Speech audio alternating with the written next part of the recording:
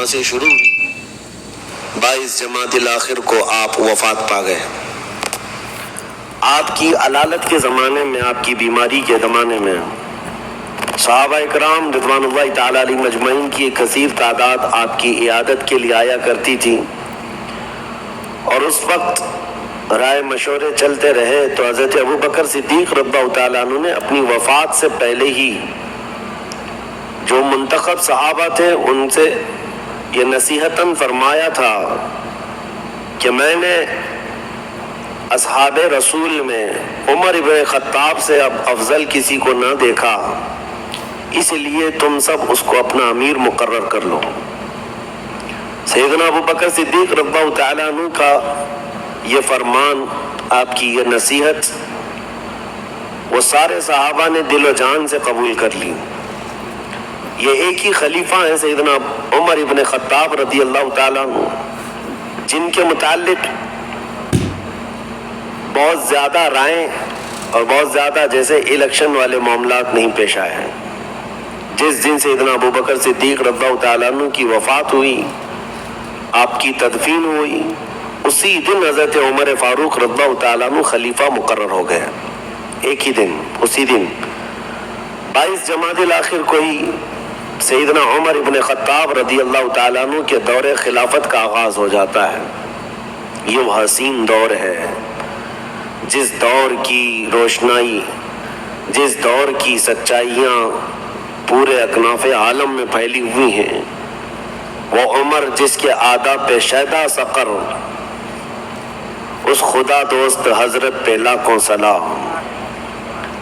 سیدنا عمر ابن خطاب رضی اللہ تعالیٰ عنہ نبی کریم صلی اللہ تعالیٰ علیہ وسلم کے ولادت باسعادت کے 17 سال بعد پیدا ہوئے تھے. تقریباً اصحاب عام الفیل کا جو واقعہ پیش آیا اس کے 17 سال بعد، بعض روایات میں کہ 13 سال بعد پیدا ہوئے.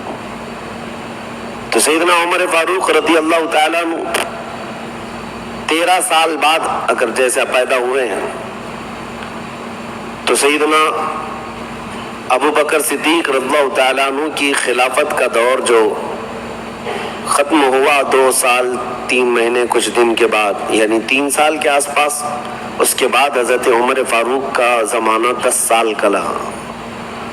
یہ خلافت فاروقی 10 سال تک چلی. ایک لمبا عرصہ خلافت کا آپ کو ملا ہے. اس اعتبار سے جب حضرت عمر کی وفات ہوئی تھی تو عین آپ کی عمر 63 سال کی ہی تھی، جیسے رسول اللہ صلی اللہ علیہ وسلم کی عمر پاک. نبی کریم صلی اللہ تعالیٰ علیہ وسلم اس دنیا سے جب پردہ فرمائے تھے آپ کی عمر 63 سال تھی. حضرت ابوبکر صدیق جب وفات پائے آپ کی عمر 63 سال تھی. حضرت عمر جب وفات پائے آپ کی عمر بھی 63 سال تھی. کیسی عظیم مطابقت بھی ہے. اور جب آپ کی عمر 27 سال کی تھی، بھری جوانی تھی، حضرت عمر ابن خطاب رضی اللہ تعالیٰ، یہ بھی قرشی ہیں، قریش خاندان سے ہیں، اور بہت ہی عظیم پہلوانوں میں شمار ہوتے تھے، اور لوگ آپ کے رعب و دبدبے سے ڈرتے بھی تھے. زمانے جاہلیت کی بات کر رہا ہوں. تو بعثت نبوی کا 3 سال تھا، اور بعض روایت میں 6 سال تھا، یعنی نبی پاک صلی اللہ تعالیٰ علیہ وسلم کے اعلان نبوت کے 3 سال، اور بعض روایت میں 6 سال آپ نے اسلام قبول کیا. جس وقت حضرت عمر نے اسلام قبول کیا اس وقت 39 مرد اور 11 عورتیں اسلام لا چکی تھیں. آپ کا نمبر 40واں تھا. اور مشہور ہے کہ سیدنا عمر ابن خطاب رضی اللہ تعالیٰ عنہ جوانی کے وقت بڑے جوشیلے تھے، اور آپ کو جو ذمہ داری تھی وہ دوسرے قبیلوں سے سفارت کے اور بہت ساری ایسی ذمہ داریاں، جب عرب قبیلوں میں جنگیں ہوتی تھیں تو ان جنگوں میں پیش سفارتی تعلقات جو ہوتے ہیں، ایمبیسی جیسے ہوتے ہیں، ان تعلقات کے لیے مکہ والوں کی نمائندگی کرتے ہوئے حضرت عمر فاروق کو ہی بھیجا جاتا تھا. 25 سال کی عمر میں ہی سفارتی کام کرتے تھے. اور اس لیے بھی کہ کوئی عرب قبیلہ آپ کے سامنے طاقت نہیں دکھاتا تھا. یہ سیدنا عمر ابن خطاب رضی اللہ تعالیٰ عنہ جب مکہ مکرمہ میں تھے تو ایک اور بات میں آپ کو بتاؤں. ان کا خاندان بھی قریش ہے. ان کی ماں کی طرف سے جو رشتہ ہے، حضرت عمر فاروق رضی اللہ تعالیٰ عنہ کی ماں کی طرف سے جو رشتہ ہے، ام جمیل جو ابو جہل کی سگی بہن ہے، اس اعتبار سے ابو جہل رشتے میں آپ کا ماموں تھا. سردار قریش ہے اور سارے مکہ کو بھڑکانے والا بھی وہی ہے. تو اس کا یہ سب مکہ مکرمہ میں پروپیگنڈا چلتا تھا. اسی دوران حضرت عمر ایک مرتبہ حرم میں تھے تو آپ کو اتنا بھڑکایا، اس نے کہا کہ اس محمد کا معاملہ بہت بڑھ گیا ہے. اب یہ مکہ سے نکل کر کے باہر بھی ان کی دعوت پہنچنے لگ گئی ہے، معاملات بگڑتے جا رہے ہیں ہمارے خداؤں کے. تو حضرت عمر جوش میں آئے اور حضور صلی اللہ تعالیٰ علیہ وسلم کے متعلق یہ ارادہ لے کر کے نکلے کہ قتل کر کے آ جاؤں گا. اس وقت حضرت حضور اکرم صلی اللہ تعالیٰ علیہ وسلم زید بن ارقم کے گھر میں رہا کرتے. چھپ کر کے ابھی دعوت دی جاتی تھی اسلام کی. علل اعلان مسلمان نمازیں نہیں پڑھتے تھے اور نہ ہی علل اعلان اسلام کی دعوت دی جاتی تھی. جو مسلمان تھے وہ خفیہ تھے. 3 سال کا عرصہ اسی طرح سے گزرا ہے. تو حضرت عمر نے اپنا واقعہ اسلام لانے کا خود ہی بیان کیا ہے کہ میں تلوار اٹھائے نکلا تھا جوش میں کہ جاؤں اور اس محمد کا آج کام تمام کر دوں، ختم کر دوں، تاکہ ہمارے خداؤں کا جو دین ہے وہ ویسی برقرار رہے اور نیا دین مکہ میں آنے نہ پائے. وہ جب جا رہے تھے راستے میں بنو زہرہ ایک قبیلے کے شخص ہیں، وہ صحابی تھے، مومن تھے. انہوں نے دیکھا کہ عمر کہاں جا رہے ہیں، بہت غیظ و غضب میں ہے. روک کر کے پوچھا کہاں جا رہے ہو؟ کہا اس صحابی کا، یعنی دین سے پھرے ہوئے آدمی کا میں قتل کرنے جا رہا ہوں. حضور کا اشارہ کیا تو اس صحابی نے دیکھا کہ ان کا ارادہ بڑا سخت ہے اور حضور صلی اللہ تعالیٰ علیہ وسلم کے قتل کے لیے جا رہے ہیں. تو انہوں نے ان کا راستہ روکنے کے لیے کہا کہ کیا ہوگا تمہیں قتل کر کے، کیا ملے گا؟ اس طرح ان کو ٹالنے لگے تو حضرت عمر اور غصے میں آئے. کہا لگتا ہے تم بھی بے دین ہو گئے ہو، تم بھی ہمارے آبا و اجداد کے دین سے پھر گئے ہو، میں تمہارے ساتھ بھی وہی کروں گا. تو وہ جو صحابی تھے انہوں نے کہا اس سے بھی تعجب کی بات میں نہیں بتاؤں تم کو، میں تو ہوا ہی ہوں، لیکن تمہارے گھر میں جا کر دیکھو تمہاری سگی بہن اور بہنوی بھی اسلام لا چکے. ان کو اتنا غصہ آیا. کہا میری بہن، ان کی بہن فاطمہ بنت خطاب اور ان کے بہنوی حضرت سعید، یہ دونوں اسلام لا چکے ہیں. حضرت عمر نے کہا پہلے میں اپنے گھر کا قصہ ختم کر دیتا ہوں. آئے تو اپنی بہن کے گھر، تو اس وقت ایک صحابی حضرت خباب، وہ ان کو قرآن پڑھا رہے تھے، یعنی حضرت عمر کی بہن اور بہنوی کو اندر قرآن پڑھا رہے تھے. حضرت عمر باہر کھڑے ہو کر سن رہے تھے. زور زور سے دروازہ پیٹنا شروع کر دیا. بہن ڈر گئی اور بہنوی بھی ڈر گئے کہ عمر آئے. تو حضرت خباب کو پردے میں اندر چھپا دیا اور دروازہ زور سے کھولا. اندر جاتے ہی حضرت عمر کا جوش یہ تھا، کہا کہ یہ کیا ہو رہا ہے؟ تم لوگ دین اسلام میں آ گئے ہو، ہمارے آبا و اجداد کا دین چھوڑ چکے ہو. آؤ دیکھا نہ تاؤ، مارنا شروع کیا. اپنے بہنوی کو اتنا مارا، وہ بیچ بچاؤ کے لیے بہن آئی تو ان کو بھی مارا، ناک پھٹ گئی.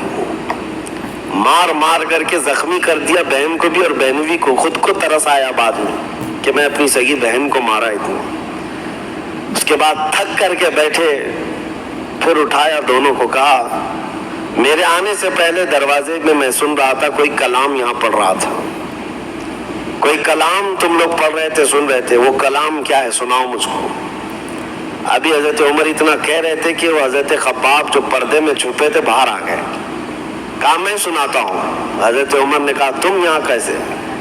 کہا جو کلام تم سن رہے تھے وہ میں ہی پڑھ رہا تھا. پھر حضرت خباب نے قرآن کی آیتیں تلاوت کرنی شروع کی. قرآن کی آیتیں جب صحابہ پڑھتے تھے تو ایسا اثر ہوتا تھا کہ پتھر بھی ہل جائے. حضرت عمر سنتے گئے، اس کے بعد اٹھ جاتے ہیں اور کہتے ہیں میں اس محمد صلی اللہ علیہ وسلم سے ملاقات کر کے آؤں گا۔ ان کی بہن اور بہنوی دونوں تھوڑا سا ان کو خوشی اس بات کی حاصل ہوئی کہ عمر کا دماغ تبدیل ہوتا ہوا نظر آ رہا ہے۔ تب حضرت خباب جو وہاں تھے، گھر کے اندر موجود تھے، انہوں نے کہا گھبرانے کی ضرورت نہیں ہے، عمر رسول اللہ کا قتل کرنے نہیں جا رہے ہیں، اس لیے کہ کل شام کو ہی میں نے رسول اللہ کو یہ دعا کرتے سنا تھا، اے اللہ عمر بن خطاب کے ذریعے اسلام کو فوقیت عطا فرما، اسلام کو عزت عطا فرما، اللہم اعز الاسلام بعمر، اے اللہ اسلام کو عزت عطا کر عمر بن خطاب کے ذریعے سے۔ کہا میں نے کل رسول اللہ سے یہ دعا سنی ہے، ہو سکتا ہے وہ دعا آج ہو گئی ہے۔ تو عمر بن خطاب گئے، تلوار حمائل تھی، زید بن ارقم کے گھر میں چند صحابہ تھے، رسول پاک صلی اللہ علیہ وسلم تھے۔ جیسے ہی صحابہ نے آتے ہوئے دیکھا سب کھڑے ہو گئے، کہا عمر بن خطاب آ رہے ہیں اور ساتھ میں تلوار بھی ہے۔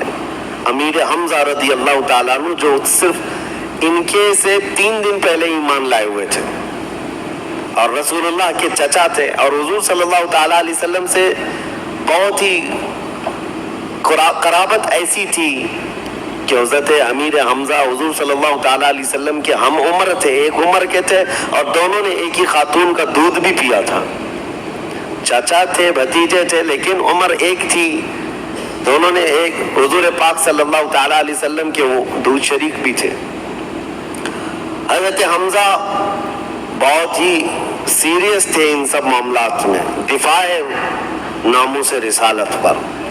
وہ کھڑے ہو گئے اور کہا عمر اگر اچھی نیت سے آ رہا ہے تو ٹھیک ہے، استقبال ہے، اور اگر کوئی غلط نیت ہے تو حمزہ اس کے یہاں سے واپس جانے کے لیے کوئی راستہ چھوڑے گا نہیں۔ تو حضرت حمزہ کو کھڑے ہوتے دیکھ کر صحابہ نے خاموشی اختیار کی۔ عمر ابن خطاب آئے، تلوار تو تھی، حجرے میں آتے ہی رسول پاک صلی اللہ تعالیٰ علیہ وسلم کے سامنے تلوار رکھ دی اور کہا آپ جس دین کی دعوت دینے کے لیے کلمہ پڑھاتے ہیں وہ کلمہ مجھے بھی عطا فرمائے۔ قرآن کی چند آیتیں ہی سنی تھی اور اس کے بعد پورا دل بدل گیا تھا۔ نبی پاک صلی اللہ تعالیٰ علیہ وسلم نے جیسے ہی انہیں مشرف اسلام کیا، جو صحابہ وہاں موجود تھے، یہ پہلا نعرہ تھا جو مکہ میں بلند آواز سے لگا تھا۔ صحابہ جوش میں نعرہ لگائے، عمر ابن خطاب کے ایمان لانے کی خوشی سب کو تھی۔ اب اس کے بعد سب سے پہلا کام جو ہوا حضرت عمر کی طرف سے، جو ان کی اولیات ہیں، جو ان کی خصوصیات ہیں حضرت عمر کی، حضور صلی اللہ تعالیٰ علیہ وسلم سے احکام اسلام سیکھتے رہے۔ دین اسلام کی خصوصیات حاصل کرنے کے بعد آپ نے سب سے پہلے یہ سوال کیا، اے اللہ کے رسول ہمارا دین سچا ہے؟ ہمارا دین سچا ہے؟ کہا بالکل سچا ہے۔ تو کہا پھر یہاں کمرے کے اندر کیوں حرم میں جا کر نماز پڑھیں گے؟ حرم میں خانہ کعبہ کے پاس جائیں گے؟ حضور صلی اللہ تعالیٰ علیہ وسلم نے ان کی بات کو رد نہیں فرمایا۔ 40 مرد تھے اس وقت، حضور نے فرمایا کہ نکلو۔ 2 صفیں لگی تھی مکہ مکرمہ کی گلیوں سے، یہ گزرتے جا رہے تھے۔ ایک صف کے آگے حضرت عمر تھے، دوسری صف کے آگے امیر حمزہ تھے،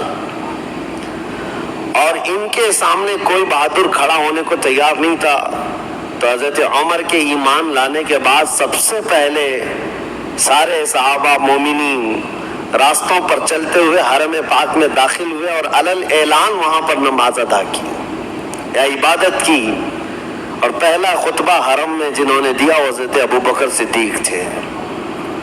اس کے بعد نبی پاک صلی اللہ تعالیٰ علیہ وسلم نے عمر بن خطاب کو اسی دن ایک لقب عطا کیا، تم فاروق ہو۔ فاروق کا مطلب ہے فرق پیدا کرنے والا کفر اور اسلام کے درمیان۔ اس دن آپ نے ایسا واضح فرق بتا دیا مومنین کون ہوتے ہیں۔ سیدنا عمر بن خطاب رضی اللہ تعالیٰ عنہ کے اسلام لانے کے بعد آپ اگرچہ بڑے پہلوان تھے، سارے تھے، لیکن پھر بھی مشقتیں برداشت کی، کیونکہ عرب سب ایک طرف ہو جاتے تھے، خاندان کے خاندان، قبیلوں کے قبیلے دشمنی پر اتر آتے تھے، اور اس کے بعد جب رسول کریم صلی اللہ تعالیٰ علیہ وسلم کی ہجرت کا وقت آیا تو حضور صلی اللہ تعالیٰ علیہ وسلم سے پہلے ہی حضرت عمر نے ہجرت کی تھی. حضور صلی اللہ تعالیٰ علیہ وسلم ابھی مدینے گئے نہیں تھے اس سے پہلے, اور حضرت